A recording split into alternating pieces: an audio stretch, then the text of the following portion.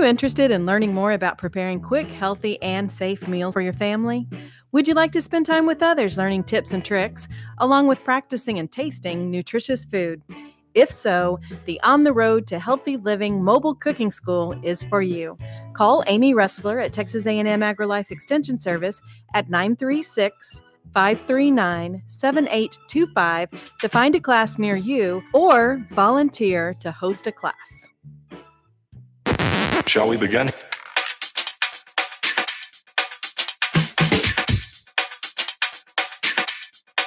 Let's begin now. Hello and welcome to the Ticket Stub, your favorite place for movie news and reviews. My name is Connor. I'm one of the hosts of the show. We are coming to you live from downtown Conroe on 104.5 and 106.1 FM. Also worldwide on irlonestar.com. You can watch us right now, Facebook Live, YouTube Live. As always, you can check us out on Twitter at @Ticket Stub and Facebook, the Ticket Stub Podcast, where you can engage the show and have a chance to win 2 tickets to the Grand Theater every week. As always, joined in studio by my friend and co-host, Chris Appel. How you doing, Chris? I'm doing well. All right. He said friend first. Oh, Aww. I think I like you. Oh. And also Dick Shishler. How you doing, man? Doing well, man. I'm glad you're back. Yeah. Yeah. So I already missed a couple weeks, and I'm just going to tell you I'm a little hit or miss in the summers, and that's just well, I know people are worried. It's like, oh gosh, there's turmoil in the back office at the Ticket Stub. Yeah. And just I mean, I'm getting slowly forced out. I'm actually applying for other podcasts. Clear the air. What happened was Connor really wanted to go towards the PG market for the show. And I was like, no kid's gonna listen to this under 16. Like, we don't need to we don't need to talk about kids movies. And it was really weird. Yeah. And First he started with that diaper changing talk. yeah. And then, with tickling. Yeah. Anyways, all this is not true, but I'm just out of town a lot in the summertime for my job that pays the bills. If we got a lot of sponsorships here on the Ticket Stub, I could be here every week and not have to do other kinds of work, which would be pretty fun. But glad to be back. I'll be back for a couple weeks and then back out and then back and then out and then back and then out. But a cool idea we've had this time is to start bringing in some co-hosts, like last week when the Burris was in studio, and he brings not only a fresh perspective but also a savant style information, expertise where he knows everything. I loved it. Like when y'all would bring up a movie, He's got a good sense. Yeah. Like a sixth sense almost in the movies. But you'd be like, oh yeah, this movie, and you'd be like, oh yeah, 141 million. I mean, it's just like, it's handy to have that guy, it's handy to have him around where he can just spout off the facts. And y'all played a little game. In fact, Dick, who won that game? You and the Burris. I lost by 1. Oh, so the Burris reclaimed his title. Or more than that. I just know I lost. Yeah, you didn't do so good. But that was a good game. I like that. I've been punishing myself every day for it. Oh, like that dude on Da Vinci Code? Like that white-haired dude? Is that I don't know. Flagellation. Yeah. Not flatulation. That's a different thing. All right. Well, it's good to be back. What we're going to do today is we are going to do a group rewind of Ocean's 8. Chris's favorite movie. Chris loved this movie. Yeah. Remember how much you talked about it before we actually saw it? I was really excited. Yeah, very excited. We'll see if he's still excited after seeing it. He just saw it this morning. I did. I watched it. Yeah, it's still in theaters, folks. So if you want to, go waste your money, you can go to the Grand Theater and check it out, or stay tuned to win free tickets. You can win some tickets and take it to check out Ocean's 8, or you could use your movie pass while it still is in existence to go watch it, which is what I did. We're also going to do some extended movie news. Not quite sure the Ocean's 8 talk is going to carry us through the whole show. We'll see how much y'all have to say about it, but we've got a little more news than usual to carry us through the rest of it. We've got a question for the grand ticket giveaway.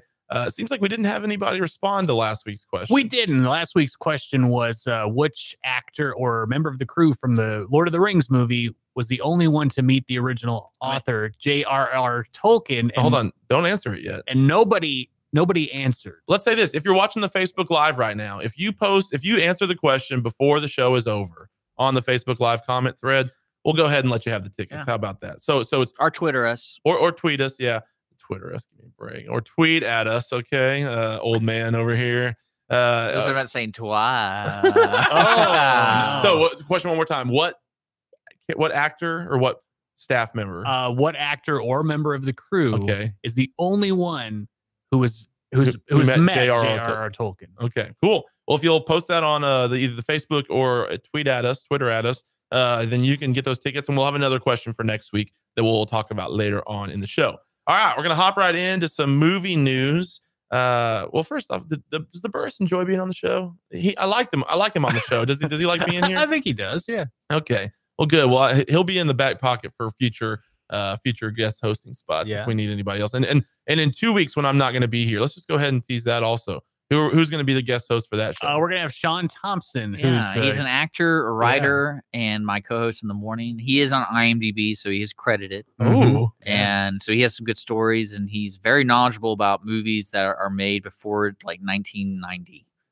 What is he credited for? Like as an actor? He's been in a couple movies and has written a couple things. Okay, was this part of like the kind of Austin area stuff, or was he living out in LA or New York or somewhere? He's all over, man. He traveled. He was an Army brat. Oh, really? So he's just he's a good. I've seen him act on stage several times.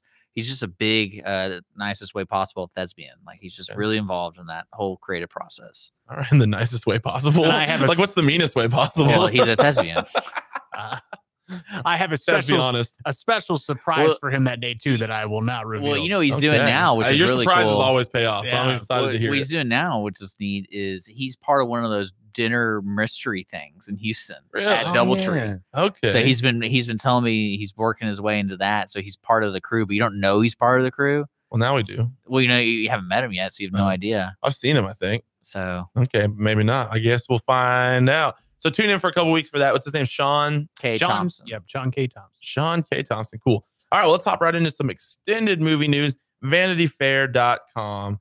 Hard-hitting, always a hard-hitting source for your real news. Had a best movies of 2018. What are they known for? Vanity Fair? Yeah, isn't it more of fashion?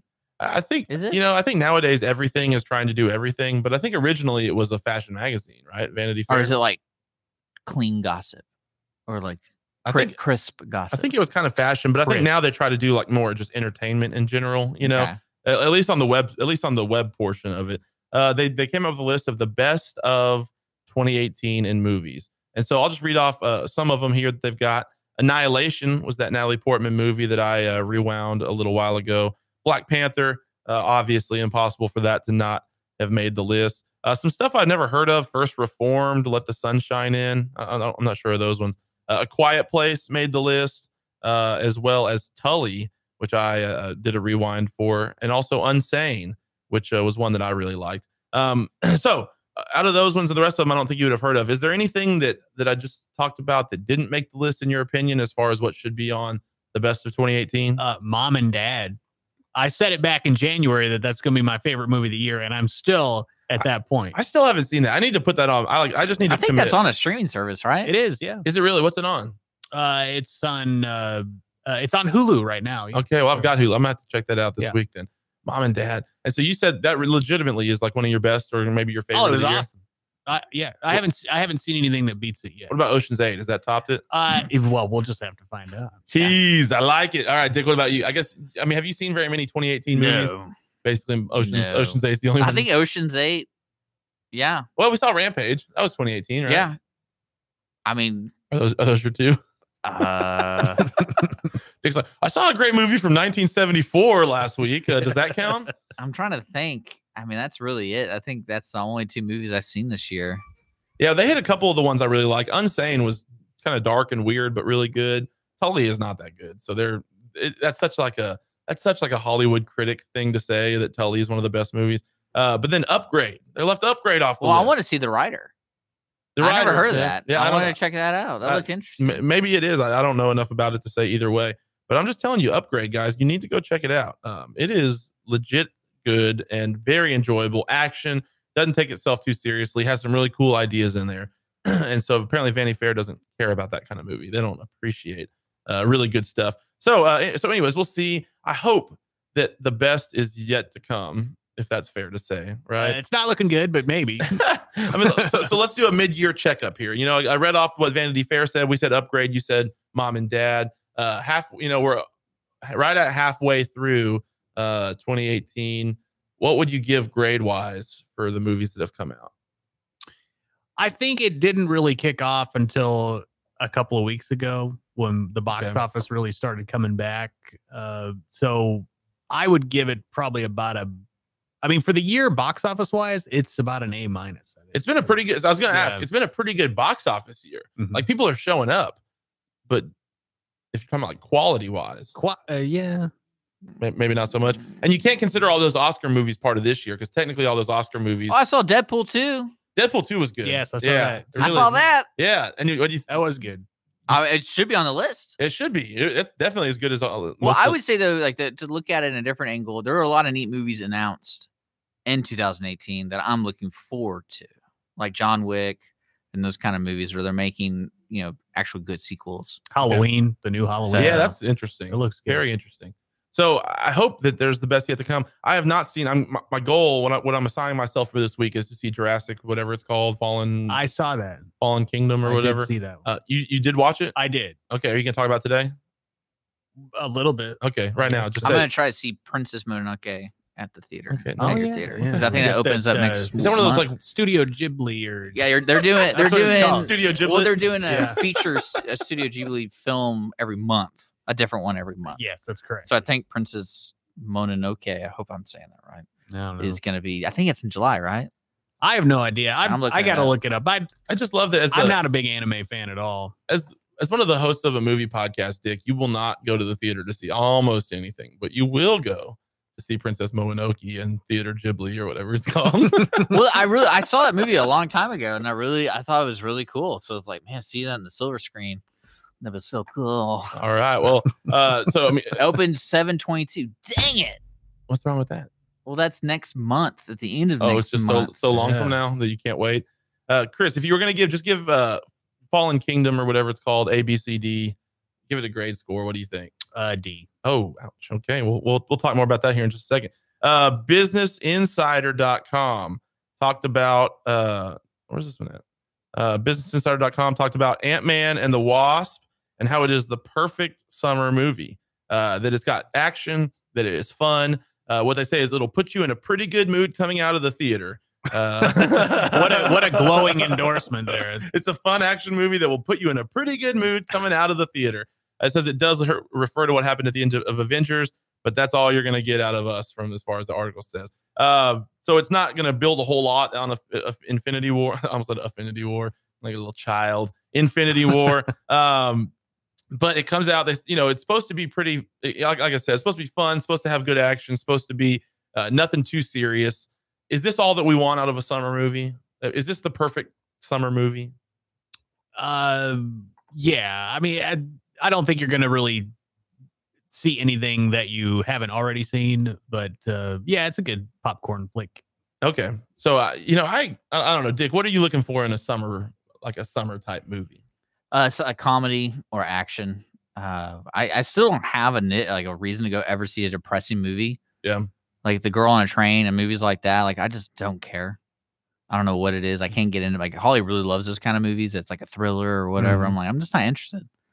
So when I go see a movie theater, I want to see something very entertaining. And I don't know what it is about the summer. Maybe it's the heat or something, but like, we don't want to be in a serious, it's like something about that brings on these fun movies. You're already delirious just getting inside because of the heat. I guess so. All you want to do is like slurp down some soda and then like just chill out and hang out and relax. Not the time of year for an Anthony Hopkins flick. No, definitely not. But yeah, so if it's a movie that leaves you feeling pretty good, then I would say that's I don't even get that. You know what? This movie, I feel okay about it. Yeah. And then you put that in the review. Pretty good. So anyways, so we'll see. That's all I ever want out of a summer movie. Give me some really good action.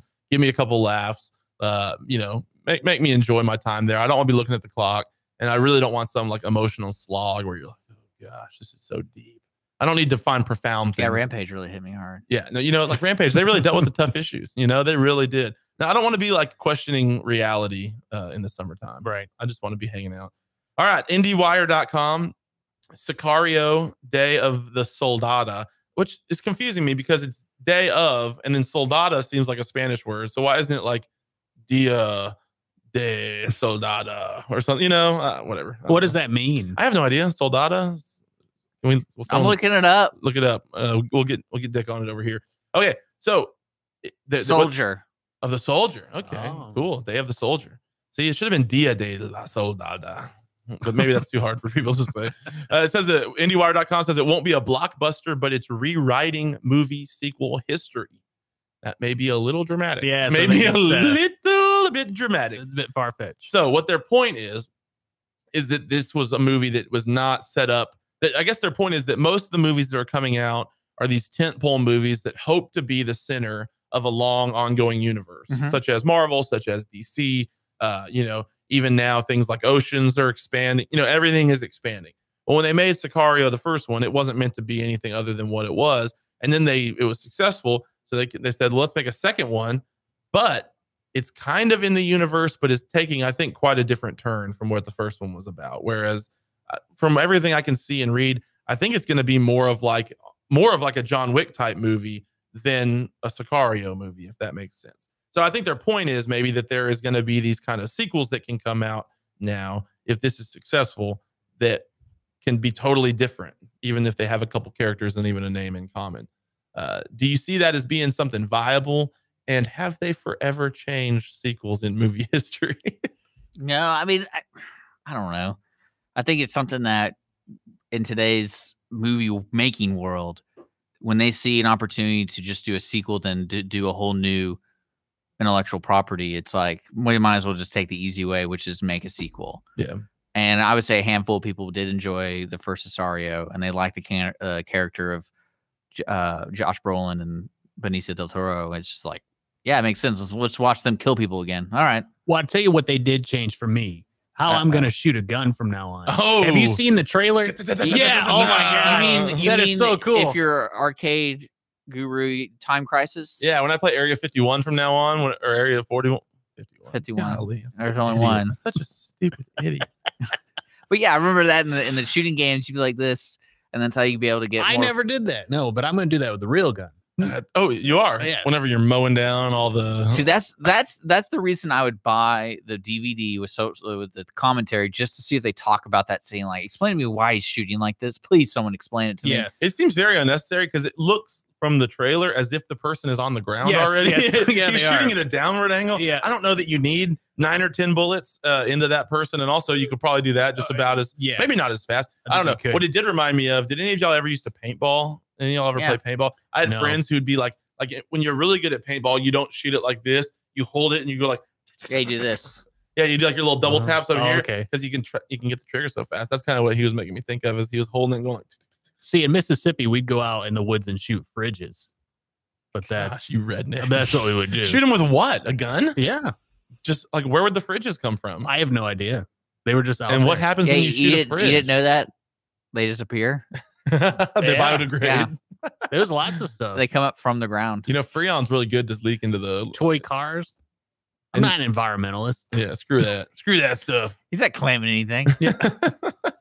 But no, to answer your question on the sequel and like how's it, I still think people are always looking for the easy way out when it comes to a story, and they just go, hey, it's going to be cheaper just to make the same thing, and if we don't have to complicate it, just put it out. Well, that's what's funny about the article is they're trying to act like they're doing some revolutionary thing here, but all they're doing is what everyone else is doing, right? Which is where you take a movie that exists and then just attach another story to it to try to ride the wave of the success of the first one. So anyways. Well, I think that's also like, and this is, you can kind of jump, is I think the same people who made Sicario, whatever, made this one. It's a Caesarean movie. Well, they made this movie. I love the Cesario I think salad. the same cast and crew did this movie too. Cesario section. And I think a lot of people were like the first one because the way it was produced. Yeah. And you could say that's why like movie sequels like Star Wars kind of failed, is they didn't really keep the same. Oh, they totally changed hands. Like it just, like whoever, even if you say 1, 2, and 3 were horrible, I would say 1, 2, and 3 still kind of had the similar pacing and the similar look of 4, 5, and 6. Yeah. Just I mean, of course it's going to look better because it's newer, but I'm just saying the way everything was presented. Yeah. Well, it'll be interesting. Benicio del Toro was a very minor character in the first one and not one of my favorites, but I think they're really going to prop him up as kind of the superhero or something who's killing a bunch of people. Well, he's the anti-hero. Okay. Yeah, he was the anti-hero in the first one. Yeah, but is he murdered the family? How can you support somebody who's killing kids? But is he going to be in this one? Yeah, but he was killing the bad guy kids. I guess you still shouldn't kill kids even if they're a drug lord's children. I don't know. How do you feel about the border crisis happening right now? Yeah, separating them. Anyways, we don't want to do all that. My Way to go, Benicio del Toro, separating those Yeah. kids. My favorite performance of his is in License to Kill, the James Bond movie. He's a henchman in that That's movie. right. Yeah. Really? Yeah, I think he has He's like one line. young. Must be. He has one line, and it's something like, "We gave her a nice honeymoon." That's what he says. Dude, good accent. Weird, yeah. Man, we gave her a nice honeymoon. That's pretty much what he No, said. and they like put it on the conveyor belt thing. Yeah, that's a good thing. All right. Observer.com, 6 upcoming blockbusters that could be huge bombs at the box office. Chris is rooting for all of these to succeed. Yes, I would like them to. Mamma Mia, here we go again. Mm. Give me a freaking break. Who wants to watch? Golly. The Meg, first off, offended. I am personally offended that they put this in that category. The Meg? Yes, I'm excited about the Meg. I think that's going to do pretty good. Me too, because I think people are pumped to see a giant shark and Jason Statham and everything else that you could ever want. I mean, I don't know that. I mean, I love movies like that, but I like watching them on sci-fi, not go like doing a legit blockbuster movie. Just open your heart to it. I'd be interested to see what's opening up around that movie. Well, it is opening August the 10th, so surely there's still going to be some big movies opening August 10th. But the Meg is a big movie. I mean, anyways, we'll see. Well, this article you wrote says Suicide Squad also opened on August that weekend. Okay, So, that did very poorly. Is yeah. that they're part of their point? Yeah. But no one cared about that movie though. That had such bad. Everyone publicity. cares about the Meg. Yeah, exactly. The Predator coming out September 14th. They're saying it could bomb. Yeah, also, the other one bombed. Yeah, Venom. That other one was not good. Venom, which this movie confuses me so much. Venom. Yeah. Well, I started thinking Why about. is Tom Hardy doing this? I love Tom Hardy. I started thinking about this because they were talking about Sony wants to do a Morpheus Spider-Man deal. I think Morpheus from Neo from Matrix? Spider-Man. Oh, I don't know enough about comics. I was like, why do this unless you're just trying to? It actually what it reminds me of is you remember that one point where like I think it was like Dark House Films or something would release a movie similar titled to a movie coming out. But it'd be like straight to DVD. Yeah, well, we did that whole game. Remember? Yeah, the double take or the whatever. Double take. But I'm talking about like the worst ones though. Okay. Not like two big films are being made. It's more of like this is a house of 1,000 corpses. No, this is a house of 100 corpses. Yeah. And it's just complete garbage. And they spent $10,000. And they do it just so you'll click it on Netflix just or so whatever. You click it. Yeah. And like I feel like that's what they're doing with the Spider-Man, Venom, and the other one, because if you're not going to connect it. And if you're not going to get the audience of a kid wanting to see a Spider-Man movie because it has nothing to do with what they think is Spider-Man, it's going to do horrible. Because but they're putting like millions in. I mean, their big budget. I'm just talking about getting people to go to the theater. Yeah. Like, do people care enough about Venom to go out? No, because it's not connected to the other Spider-Man universe that people now attach themselves to. They like the Spider-Man Homecoming movie. People like that movie, and if they're not going to have anything to do with that movie in this one. The word's going to get out about it, and they're not going to care. And actually, that's what I was going to say. It hurt Ocean's 8. Yeah, that's the fact that it was like not really connected. Like it was, but it wasn't. Yeah. And it was confusing. And I was like, why confuse this? This is so stupid. Like, why? Yeah. But we can talk about that when we pause. Okay, we're coming. But yeah, does that make sense to you though? No, I totally hear. I totally hear what you're saying, and I agree. I think that you're probably right. Because if I never see this Venom fight Spider-Man, then get the heck out of here. But maybe that's part of their longer term. Again, everything is a universe, so maybe that's part of the longer term plan of the franchises. Mortal Engines is coming out December 14th. I don't even know what the heck that is. That is, I believe that's Peter Jackson, right? Maybe they said it was $100 million movie, and their argument for it bombing is that it's got to do battle with the new Spider-Man movie, Alita Battle Angel, Aquaman, Bumblebee, Holmes and Watson, and some Mary Poppins movie that all come out within like 3 weeks of it. So that December is going to be. Look at all those other movies. The only movie I see that being a contender would be Mary Poppins, because Spider-Man's an animated movie. Attila's halfway animated movie. Aquaman, the DC universe is not doing well. I think they're just talking about like this Mortal Engines is supposed to be like a family type movie, right? Or like I'm just saying, families are going to want to go. Oh shoot, I just reset my thing here. Things like Holmes and Watson. Have you seen the trailer yet? I didn't actually. It looks interesting. Okay. Out of all those movies you just said, I would probably go check that movie out first. Okay, and then Alita Battle Angel comes out December 21st. That one is intriguing. It's like half CGI, half half live action. That's the one that Nick Howard, who we've had on the show a couple times, he worked on that one. So when we get a little closer to December, Yeah. I definitely want to bring Nick on. Have him. He did special effects for Alita Battle Angel, so have him come on. You're so cool, Nick. Nick. All right. Also, a couple more things, then we'll go to break, and then we'll come back and talk Ocean's 8. Nick Cage is pure furry. God, what is wrong? I take 1 week off. He's furry. He is furry. Polygon.com. Nicolas Cage is pure fury in the violent, hypnotic punk rock Mandy trailer. All right. If you're listening to this on the podcast or anything that is not live, please right now press pause, go to YouTube, do Mandy trailer, and watch it. And just have your mind opened and blown and perverted all at the same time. Yeah. How you feel about those descriptive words? Do I have to do IMDb Pro to see how much money he makes from each movie?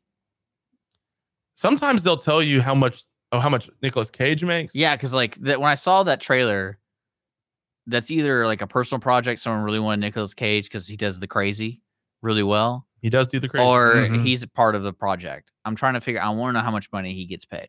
I don't know. I'm pretty sure he's just doing the phone in acting nowadays. You think so? Oh yeah. Well, because it looked the trailer was well made. It was. So I'm like, that's what Very kind of get interesting. because there's other ones that are like it looks like he's phoning are not well made. Right. So that's what gives me hope about it. And It looks like it could have been made in like the 80s maybe or something, or like part of it.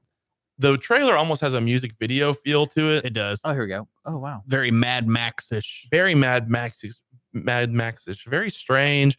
Not really sure what's going on in the trailer. It appears that his wife gets taken and maybe murdered, possibly in front of him, maybe not. And then he forges this like titanium axe or something like that. Yeah, I don't know. Yeah, some sort of Star Trek Klingon sword. Yeah. Oh, it does look like Worf's battle axe thing. It does. Yeah. And then he takes that to then go, I guess, exact revenge on those who have done him wrong. He's getting. I'm looking at how much he gets paid for those kind of movies, and he's getting paid some money. Like that Trespass movie with Nicole Kidman. Yeah. He got paid $7 million for that. Wow. Yeah. I guess he still attracts people. But anyways, Mandy's coming out September 14th. I will be in the theater to watch this. Yeah. At one point they say, like, who are you fighting? Crazy evil. Yeah. So anyways, if that doesn't whet your appetite, I don't know what else will. Last thing real quick before we go to break. There is a BusinessInsider.com article ranking every Jurassic Park movie That from is worst entirely to wrong. best. I'll run through them and then Chris, you correct them. All right. The worst one, the fifth movie is Jurassic Park 3 from 2001. Fourth is Jurassic World from 2015. Third is The Lost World Jurassic Park from 1997. Second is Jurassic World Fallen Kingdom from 2018, which Chris said was terrible. And then number one was the original Jurassic Park from 1993. Rejigger this list for us a little bit, Chris. How should it go? No, that Fallen Kingdom goes to the bottom. Really? Oh, You yeah. like number 3? Oh yeah, more than Fallen Kingdom. Which one was the one where the little kid washes up on the shore? That's number 2. Number 2. That one wasn't that good either, though, right? But 3 was the worst. Well, 3 was just different, and that was 3 was the totally different one. yeah, like that's but at least that had Sam Neill and William H. Macy, Yeah. so that kind of helped out quite a bit. So you would say that I thought Jurassic World from 2015 wasn't that bad. I didn't think it was bad either. Yeah. I thought it was pretty that was good. crap. You did? Well, I Okay. mean, like, how is this lady not arrested? The red-haired lady? Yeah, Why would for abandoning the kids? I hope she got in trouble somewhere in the new one. I haven't seen the new one, but Probably not for child she made endangerment. all her decisions literally led to that whole park. People like everything she did as a CEO led to that The horrible people being situation. murdered. Yeah, like Yeah. people were murdered There's straight law up. of death. Enron of dinosaurs. Because at least in the other Jurassic Parks, they always made sure it was like park personnel, Yeah. and that was kind of like the fun thing in the first one because they were like the first kids to be there, and there were the grandsons, so of course they get free access to that kind of stuff. But like the I guess I forgot that she directly led to the deaths of many innocent people. like no, like the whole she was the cause of all of it. And they were all on the best vacation of their lives too. Think about that. Like this Yeah. was the thing they'd all been saving for years. And that's what And I'm then she saying. caused them to At die. the end, when they're having this heartfelt moment, like I was like, is anyone gonna like arrest her, or at least somebody come up and goes, "We need to talk to you, ma'am. Hey, at least she fell in love. We got to figure out why this happened." Well, I'll spoiler alert for you. No. That's what I'm saying. Nothing She like- doesn't get arrested. No. Okay. No. Well, I'm gonna try to see this one. Does she at least die? No. Like you can spoiler all you want as long as it has Josh Gad like getting eaten by a dinosaur. Yeah, Josh Gad's in it. Is he? That'd be great. Whoa, what are the odds? Yeah. So you'd say that the newest one is the worst of all the 5? I would. They lost all the magic that was in the other ones. They lost the funness. It's very dark. It's not fun. It's not funny. There's nothing funny about it. They'll go the Predator Does it leave you feeling pretty good? No. No, it doesn't. No. At least you're feeling pretty bummed. Oh Yeah. man, that's even worse. A lot of weird plot points that make no sense. There's you got to suspend your belief of, logic and knowledge. Oh, because dinosaurs are real? Makes sense. Those are fake too.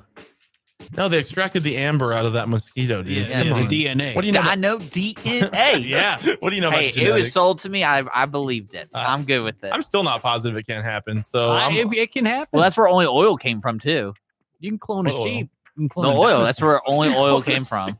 Yeah. I'm pretty sure that's what they told you in Jurassic Park. Like the is the dinosaur? Oh, is the the dinosaur? only way oil ever came to us is through dinosaurs. I know we're drinking up all the fossils, man. So That's why they call them fossil fuels. Yeah. Ever thought about that? Yep. All right, guys. Not only you learn about movies, but you're learning about life here on the Ticket Stub. We're gonna go to break. completely incorrect. Is it? I don't know. We're gonna go to break. When we come back, we're gonna fact check the whole oil thing, and then we're gonna do our we're gonna group. check the oil. Yeah, ooh, there we go. Then we're gonna do a rewind as a group of the movie Ocean's 8. So stick with us here on the Ticket Stub.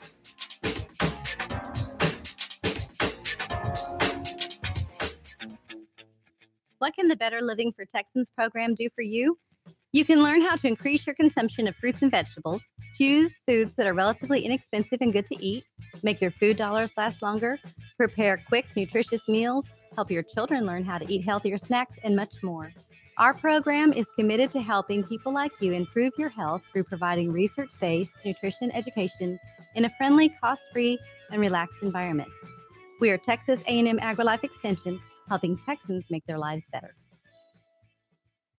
The Texas A&M AgriLife Extension Service has been dedicated to educating Texans for over a century. In 1915, the Extension Program was established under the federal Smith-Lever Act to deliver university knowledge and agricultural research findings directly to the people. Ever since, AgriLife Extension programs have addressed the emerging issues of the day, serving diverse populations across the state. Texans turn to Extension for solutions in horticulture, agriculture, 4-H and youth, and family and consumer sciences. Extension agents respond not only with answers, but also with resources and services that result in significant returns on investment to boost the economy. Join us Fridays at 1 o'clock for the AgriLife Extension Hour.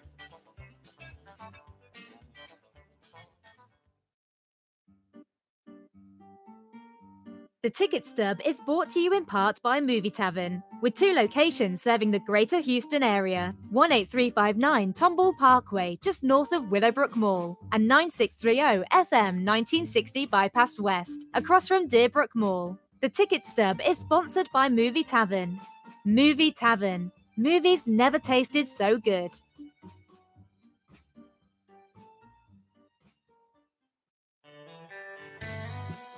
Our talk shows and music shows are looking for sponsors. Want to expand your brand awareness?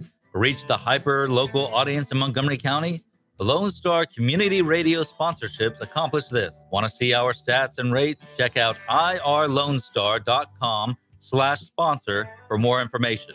Or call in and leave us a message at 936-647-3776 with your question. Get seen on TV or YouTube and heard on our podcast, FM, and internet radio. Sponsor your local radio station with Lone Star Community Radio.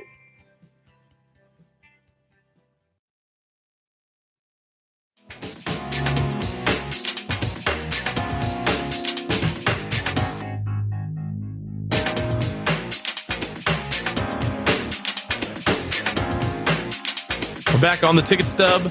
As always, we come live out of downtown Conroe on 104.5 and 106.1 FM. You can find us worldwide on irlonestar.com. irlonestar.com/TTS has all the information about the show. You can also watch us live right now on Facebook Live, the Ticket Stub Podcast, or YouTube Live.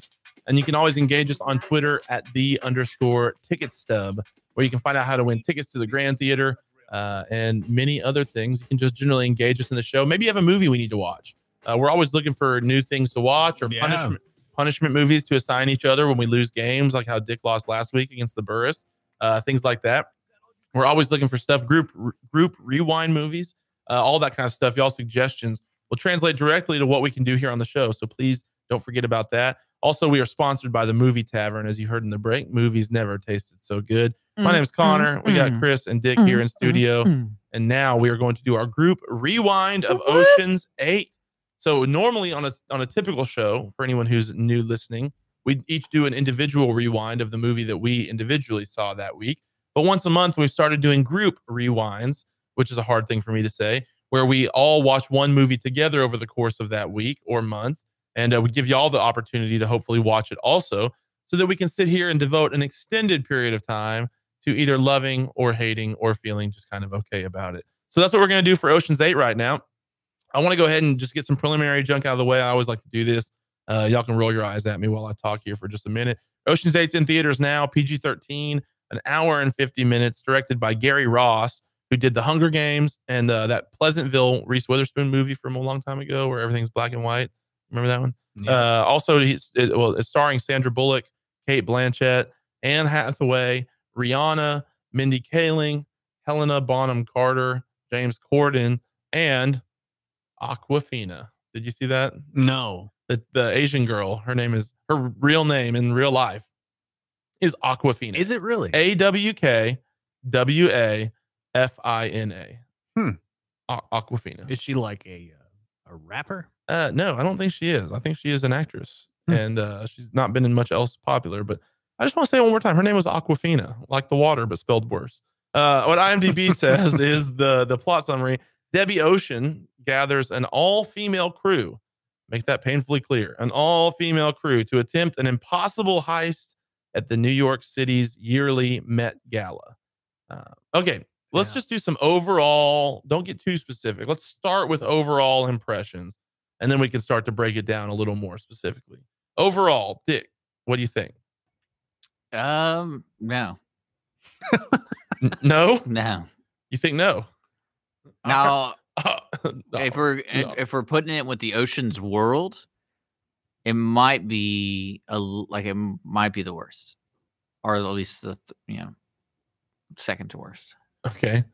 So real quick, let's rank the original 3 Oceans. Are we all agreed that number 1 is the 11? Are you talking about original? Because this is basically a remake of a remake of or reboot of a remake. Of a Yeah, reboot. the Frank Sinatra ones. Okay, well, I'm not talking about those because I haven't seen a lot of old stuff. I'm talking about the George Clooney. We know. The George Clooney stuff, okay? What the listeners are thinking of when we talk about Oceans 11, 12, 13, probably. The 11 is the best, right? We can all agree. Can we all agree on that? 13 is probably second best. Are we all in agreement there? I didn't really like that one. And then 12, you like 12 with like the French dude? I thought it was more interesting. It was different. I can't even remember those. Yeah. It's been so long. I know. I loved Andy Garcia in those. Yeah. I know that. Well, I would say, okay, you can do your own. I'll say 11, 13, 12 is my Ocean. And then Ocean's 8. And then I would probably put 8 above 12 for me personally. Really? I'd probably do 11, 13, 8, 12. But you can't watch them out of order, can you? Well, do we? The plot's so dependent. So we're reviewing this movie, folks. So if you haven't seen this movie, turn it off because I'm going to have to ask some things. I got confused. So you've seen the Oceans 11 through 13 recent ones. Yeah. Did Danny Ocean die at the end of 13? No, No. he did not. No. So I'm not going to lie. When I I saw have that no at the idea. beginning, I was like, all right, so were they married? But here's Or the deal. Was it a sister-brother relationship? Well, they explain it's the sister at some point. Yeah. Well, they did 2 things, I thought, because she said not by blood. Do you remember that at the beginning? No, I didn't. At hear the that very, part. very beginning with the parole stuff. And like, they're like, your brother, or they didn't brother, they say, Danny was so-and-so. And he's like, well, we're not blood, so it didn't count. That's like not my nature. Oh, well, her last name is Ocean. Though. But that's what, okay. I don't know if because you can't rewind. This is why I don't go to theaters, because you can't rewind. But at one point, they But- said something about like it runs in y'all's family or something. Yeah. But that was what I'm saying. It confused me. So I couldn't really understand fully until towards the end of the movie where it was like, that's your brother we're talking about here. Well, but And here, so I go, okay. the whole crux, and again, not to dive in too early here, but when she's at the very opening or the second scene, I guess she's standing at the mausoleum or whatever you'd call it. Where he's buried. Yeah. And she's like, you better be in there He's not dead, right? Like, is there any way that Danny Ocean is actually dead? Again, that made me go on those other 3 movies because I didn't know where this movie took place. I think it's the newest. Well, I'm in timeline wise. Yeah, I mean, I think it's. I don't think so. It's obviously the newest. I think it's the most recent. No, really, because like if there's a listener out there and I'm completely missing the mark here, let me know, please. Because I go, all right, so this could be like a prequel to it, and that's where because I mean I don't know. Well, his casket says 2018. Well, it has to be a prequel. No. Yes, it does. Has to be a prequel? Yeah. Why? Because it's Ocean's 8. Oh. Gosh, bad. So if they go, no, it's not a joke. If they go Ocean's 8, 9, 10, and you watch 8, 9, 10, I mean, you watch 11. Point.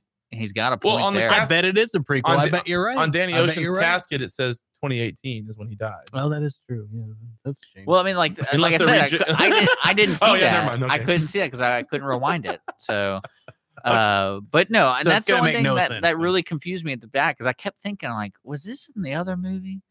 Like, I don't really remember.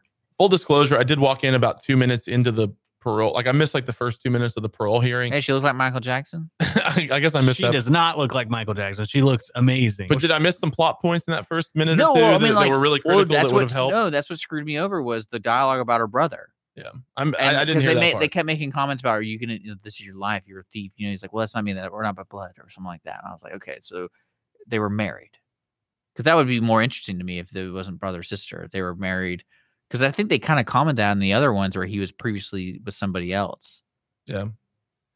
But no, they're siblings for sure. Chris, overall, very, very wide scale thoughts. Well, wide scale, it had opening credits.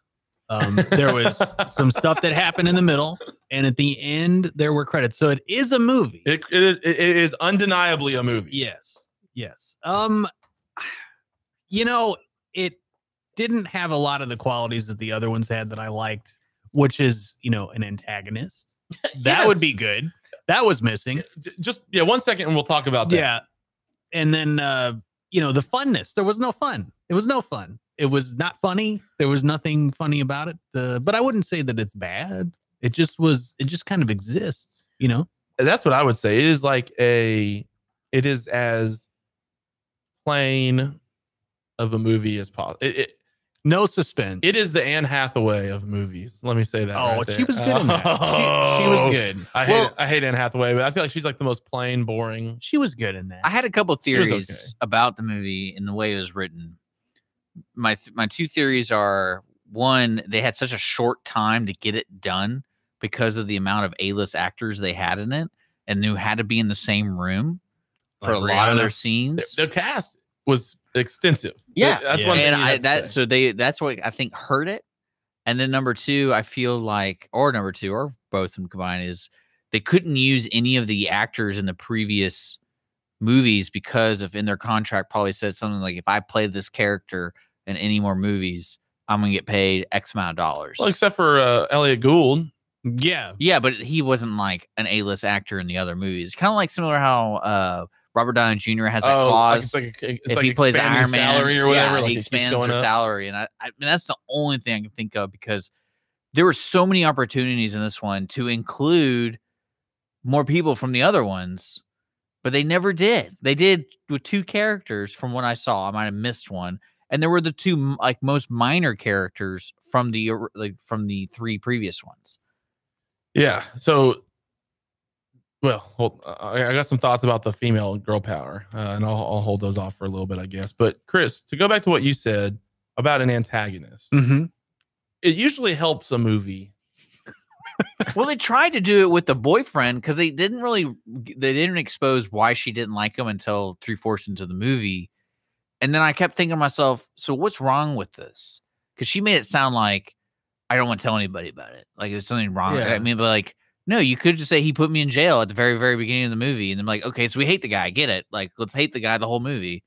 Yeah. But every time they almost have they bring a couple people forward that could be the antagonist. Right. But then they turn out to really not be. Well, that's what Andy Garcia was so good in the other ones. It was very clear he's the bad guy or the guy that's getting swindled. He's trying to stop them. Well, and in this one, like James Corden comes forth and you're like, okay, he's going to be the bad guy. Yeah, I don't even get that casting at all. He wasn't the bad. I actually thought he did a pretty good job in the role. So explain this to me about that character.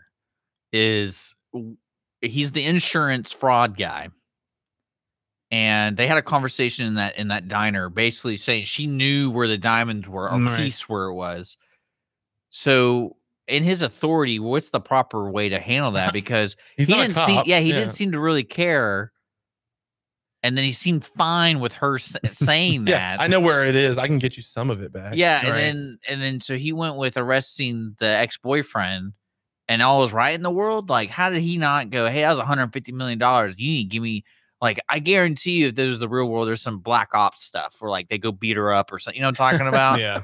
I mean, that kind of threw me off. Didn't that throw y'all off? Yeah, he was perfectly fine with her to be like, well, I can get you 30% of the necklace back. I'll get you $30 million of the value back, but not the other 90. And he's like, oh yeah, or 120. Yeah, and he seemed fine with it. Okay, cool. Yeah, let me know. Because I was waiting for him to be in on it. I thought that was going to be the twist.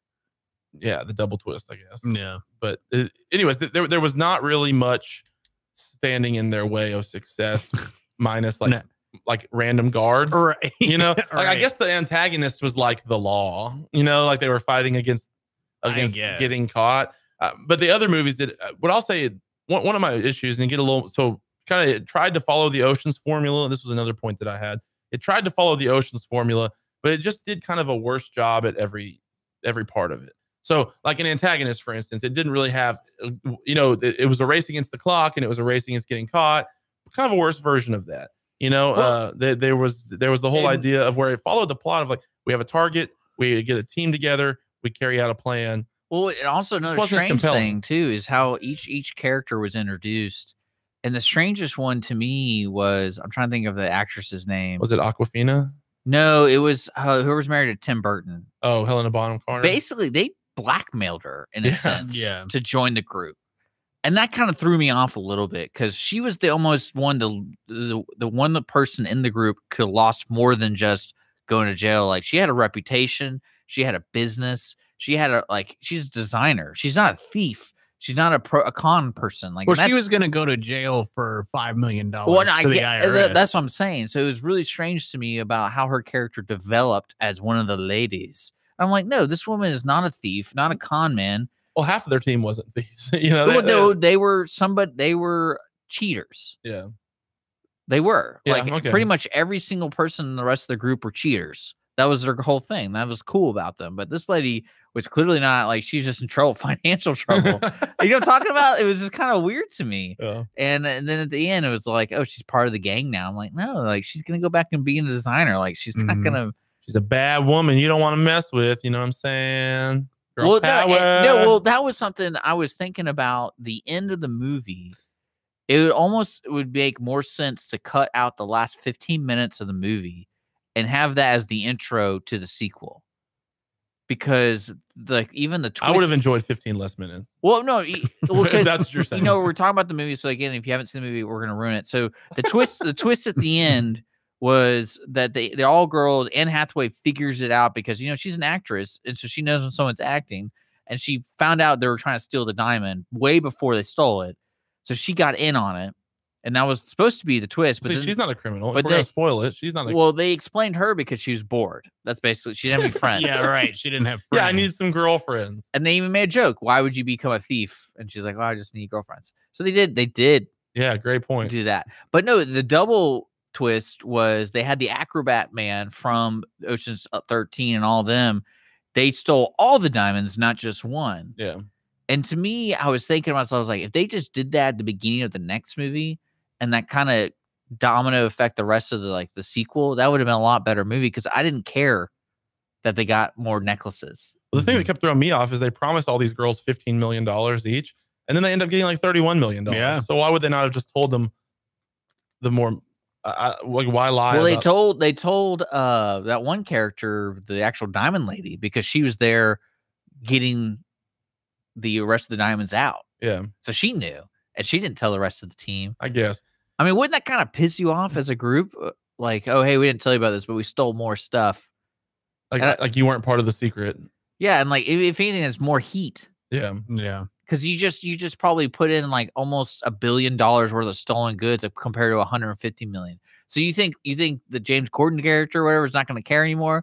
he's gonna care now, and they're gonna hurt you. Well, and how do you move that? I don't know. I mean, I'm not a diamond expert or anything. One of the things, okay, since we're just kind of since we've thrown any precept of not spoiling it here, they steal the diamond, they break it down into all the other little diamond pieces, but then in the way they catch the boyfriend, they sell them all and give the money to his charity or something like that.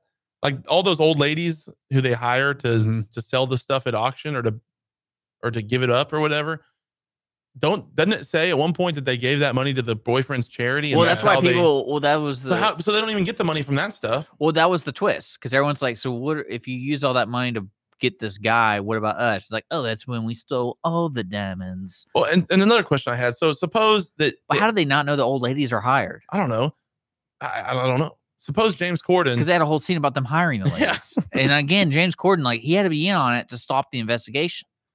Suppose James had to be. Suppose James Corden has highlighted Sandra Bullock as a point of interest or whatever, and then all of a sudden she has $31 million.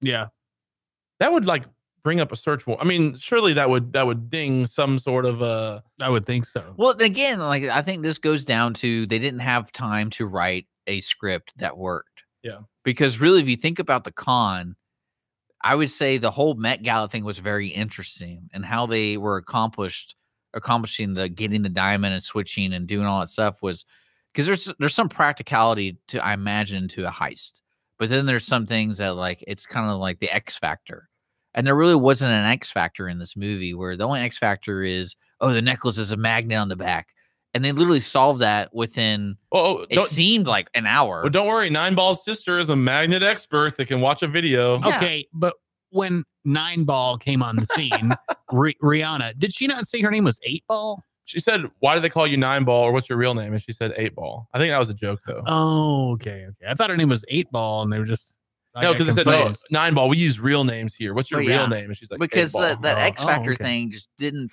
I mean, like that she was that cool 9 That Ball. was such a waste. No, of that was neat. That was such a waste of like movie time, because they literally were in the car going towards the thieving, and they're like, "Oh, we need to solve this real quick. Yo, sis, give me, watch this video." And then, oh, we'll stop by Central Park real quick to pick it up. It's like every issue was solved quite easily. Yeah. Every problem that they encountered was pretty quickly solved. One thing that I just want to talk about for a minute or two is the girl power themes throughout this. It wasn't that bad. Well, okay, like it wasn't as in your face. There's like one scene where she goes, "Only women." Yeah, they're looking through the stuff, and there's a couple scenes. First, early on, she says, "A him gets noticed, a her gets ignored. For once, we want to be ignored." That was part of her thing. And then they're looking through when they're looking through the photos assembling the team or whatever, and she goes, "What about this guy?" "Nope, all women." "Okay, all women." "Yeah, okay, fine, we get it. It's all." Did you notice in nearly every scene Sandra Bullock is eating or drinking? Yes, a lollipop all the time and stuff like that. And yeah, I didn't notice if it was enough to call it every scene to try to be like Brad Pitt, or if it was just coincidence or something like that. But you noticed there's a lot of eating in that movie. For looking that good, she eats a lot of food. I don't know how she does it. Well, another grabbing thing legs like that. Yeah. Well, another thing that kind of weirded me out is they all wear dresses at the end, and I was like, that's kind of unnecessary. Well, they're wearing the diamonds, so they gotta. But they literally jeans. showed. Oh, I gotta find her name. The girl from the Office? The girl from the Office Mindy literally Kaling. had access to a truck that was loading and offloading things, so she could have clearly gotten in the truck with them, with the diamonds. Like she didn't have to go. But what if they stopped the truck or something? No. No. I don't know. They literally put billions of dollars worth of diamonds in the truck. So what's the difference between having a bracelet? Like, you know what I'm talking about? Yeah. Because when the twist happened, I'm not kidding. When the double twist happened, I go, then why do we just watch all that other stuff? Yeah. Like, I go, because they had all the other diamonds in the truck. If everyone watched the movie, they had that famous women power scene where they're all walking down the stairs with a piece of jewelry. I'm like, wait a second. Half of these people had access to the back door of the whole building because they pretended to be cooks and stuff. How did they all get those jobs? Just real quick. Well, they kind of explain a couple of them because that one lady had the qualification to work for Vanity Fair or whatever. Luckily, I guess. And with that, and then she hired Kate Blanchett. And then she probably hired the people to do share that one lady. Okay. But you know what I'm talking about though, because they had that really powerful scene where they're all wearing their dresses, the different pieces of furniture out the front door. And I'm like, how Pieces of unnecessary. Sorry, pieces of jewelry. Because they could have put it with all the other jewelry. Well, not even that, but like half of them already had access and were already in the back of the building. Yeah. So they didn't have to change, didn't have to get dolled up and wear it. Besides it, for being a movie's sake, we're talking about a heist movie. You got to be like, that made no sense to me that they would do that. Well, it would, because they basically are changing clothes just in case it's like another little like diversion. If somebody actually figures something out, they're looking for the maid like, lady. for example, but now she's in a Kate a ball Blanchett gown, and the woman from The Office were working together to get the diamonds out, and Kate Blanchett was the driver. So she literally left the premise, got dressed, came back. By the way, what she was wearing was atrocious. Kate Blanchett. Well, I can't comment on that. I'm not a fashion person. But dude, does that make sense to you? Platform shoes. Did I get that wrong? She came back. Yeah, she came back. She came back. I didn't. Like, why would you come back to walk down the stairs in a really cool way? Yeah, like what is going on, man? Yeah, I don't know. This was plot was not anything good about this movie. Told you this movie sucked. All right, real quick, grand ticket giveaway in honor of Uncle Drew. Okay, this is for next week. I guess nobody answered this week's question. In honor of Uncle Drew, which is coming out. More of a basketball question, but found this out when I was investigating. Kyrie Irving, who plays Uncle Drew, and Shaquille O'Neal, who plays Big Fella, both played on an NBA team with what notable player? Although not at the same time. They both played on an NBA team with what notable player? Answer that on the Twitter. Message us. Let us know. You can win 2 tickets to the Grand Theater. Next week, I'm going to watch Jurassic Kingdom. Chris, you have anything you're going to watch for next week? I've got to recover from Jurassic World. So Jurassic World. I keep calling it Jurassic Kingdom. I don't know. Fallen Kingdom. What's it called? Whatever. Fallen Kingdom. Whatever. It doesn't matter. Dick, you got something you're going to watch next week? Nah, I mean, I know a couple Netflix releases happened. I might go to the theater. I'm just. Who knows? You're a wild card. Wild card. Total wild card. All right. Well, everybody, make sure you're giving us a review on iTunes, telling a friend about the show, watching, reposting. If you see us on Facebook, go ahead and repost it so it gets us more access to more people they can put eyes on. And we'll be back next week to do more of the same stuff. Hope you enjoyed it. Hope you checked out Ocean's 8 and got to listen along and enjoy with us. For Dick, for Chris, my name is Connor. We're signing off here on the Ticket Stub.